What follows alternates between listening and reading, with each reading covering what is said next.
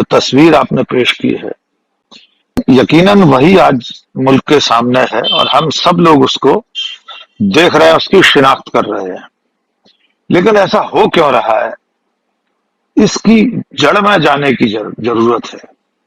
और जब हम इसकी पड़ताल करते हैं तो देखते हैं कि मुल्क में इस वक्त एक ऐसे हुक्मरान है जो खुद कपड़ों के आधार पर, कपड़ों की बिना पर लोगों की पहचान की बात करते हैं। और जो जयपुर मुंबई एक्सप्रेस में हुआ वो कपड़ों और वेशभूषा के आधार पर, उसकी जो दाढ़ी वगैरह थी उन लोगों की, उसके आधार पर उस हत्यारे ने उनकी शिनाख्त की और एक एक करके चुन चुन कर उन्हें गोली मारी। हम उस निजाम में है जिसमें संविधान की शपथ लेने वाला मंत्री देश की राजधानी में गोली मारो फला फला को ऐसे नारे लगाता है।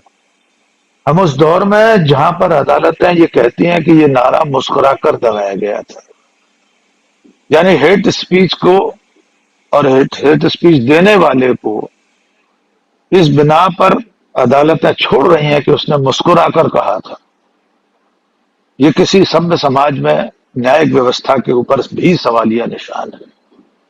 तो जिन इकाइयों से, जिन स्तंभों से, जिन खम्भों से हम ये उम्मीद कर रहे थे कि वो इस जमहूरियत को बचाने का काम करेगा, वो चारों के चारों खंभे भर भरा कर डहते हुए दिखाई दे रहे हैं, जिसमें चौथा खंभा हम और आप भी हैं बुशरा साहिबा, हम सब हैं उसमें। यद्यपि हम बड़प्पन की वजह से हम अपनी तरफ से कह ही दे रहे हैं कि हम सब हैं, लेकिन कम से कम इस फोरम पर हम जो 3 लोग हैं, हम उस नफरती फौज में शामिल नहीं है जो मुख्यधारा का मीडिया कहलाता है। देश को इस हाल में पहुंचाने के लिए जितना जिम्मेदार एक खास तरह का विचारधारा परिवार है, एक कुनबा है, सत्ता में बैठे लोग हैं, उतना ही जिम्मेदार मुख्यधारा का मीडिया है, जिसे मैं मीडिया मंडी कहता हूं बुशरा जी।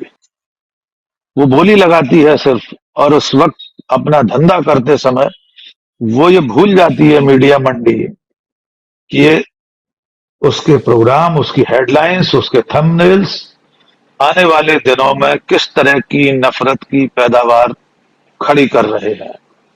उसका एक न एक नजारा हमने चलती ट्रेन में देख लिया है। वो चेतन कुमार चौधरी कोई अकेला नहीं है, एक पूरी जमात, एक पूरी पीढ़ी इतनी जहरीली हो चुकी है कि उसकी निगाह में इंसान और इंसान की कोई कदर नहीं बची। वो कब किसको मार दे, लिंचिंग की घटनाएं अभी कुर्बान साहब ने गिनाई, इतनी सारी घटनाएं हम सब जानते हैं। और उसके बाद हो क्या रहा है, मॉब लिंचिंग के एक आरोपी की जब मौत हो जाती है तो उसके शव पर तिरंगा उड़ाया जाता है। क्या दुनिया के किसी सभ्य समाज में, किसी मुल्क में इस बात की कल्पना की जा सकती है कि कत्ल का आरोपी, एक मुलजिम, अगर वो किसी कारण से उसकी मौत हो गई तो उस देश का राष्ट्रीय ध्वज उसकी लाश पर उड़ाया जाएगा? हमने ये देखा है। मॉब लिंचिंग के आरोपियों का स्वागत होता है, उन्हें मालाएं पहनाई जाती हैं, जय जय श्री राम के नारे लगाए जाते हैं, और यह सब स्टेट स्पॉन्सर्ड है, राज्य प्रायोजित है, यहां से लेकर मणिपुर तक। मणिपुर की आपने जिक्र किया था, सुप्रीम कोर्ट ने बहुत साफ कहा है, चीफ जस्टिस ऑफ इंडिया ने यह कहा है कि हमें ऐसा लगता है कि मणिपुर में कानून व्यवस्था नाम की कोई चीज नहीं बची है। इसके बाद भी वो सरकार कायम रहेगी, वो सरकार बनी रहेगी। इतना निर्लज्ज, इतना बेशर्म समय आ गया है ये। जब चुनाव होते हैं तो हिंदू मुसलमान करने की इंतहा हो जाती है। प्रधानमंत्री कहते हैं ईद पर बिजली आती है तो होली पर भी मिलना चाहिए। जब विभाजन करने वाली ताकतें खुद हुकूमत में बैठी हों तो वो नफरत चलती ट्रेन में भी आपको मिलेगी, आपके घरों तक पहुंचेगी, मोहल्लों, चौपालों, गलियों और नूह के कस्बे और मस्जिद तक भी पहुंचेगी। ये आग अब रुकने वाली नहीं है। जिंदगी कितने खतरे में है बुशरा जी, कोई कहीं सुरक्षित नहीं है। एक शेर मुझे याद आता है, घर से निकला हूं अब अलविदा कहिए, घर से निकला हूं अब अलविदा कहिए, अब मुझे सुपुर्दे खुदा खुदा कहिए। हम नहीं जानते घर से जी निकलेंगे तो सचमुच वापस लौटेंगे कि नहीं, हमें कौन किस बिल्कुल। और चिराग के यही आधार डर, पर मार देगा। जी जी बिल्कुल, वो जी रही है फिलहाल।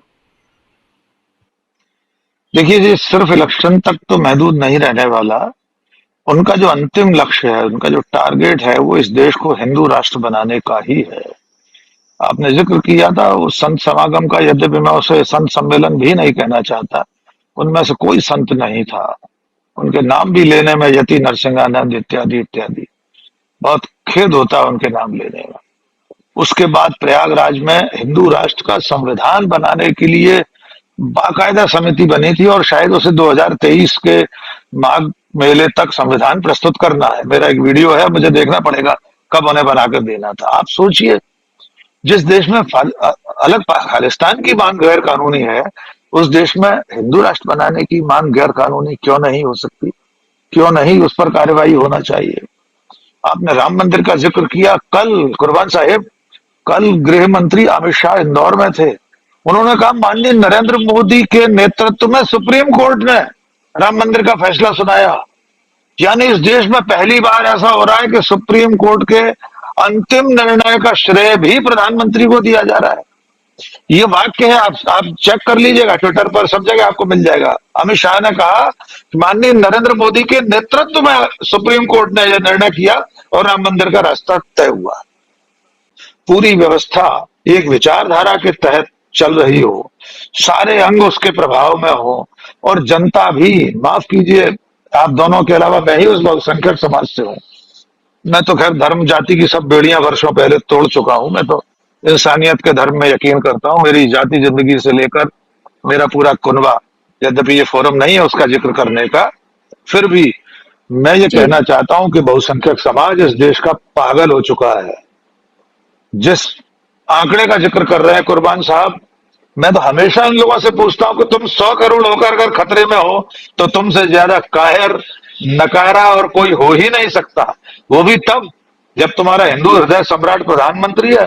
तुम्हारे हिसाब से पूरा नक्शा तुमने भगवा कर लिया है, फिर भी इतना डरे हुए हो। किससे डरे हुए हो? 18 लोगों से। तुम तो 82 हो, फिर क्यों डरे हुए हो भाई?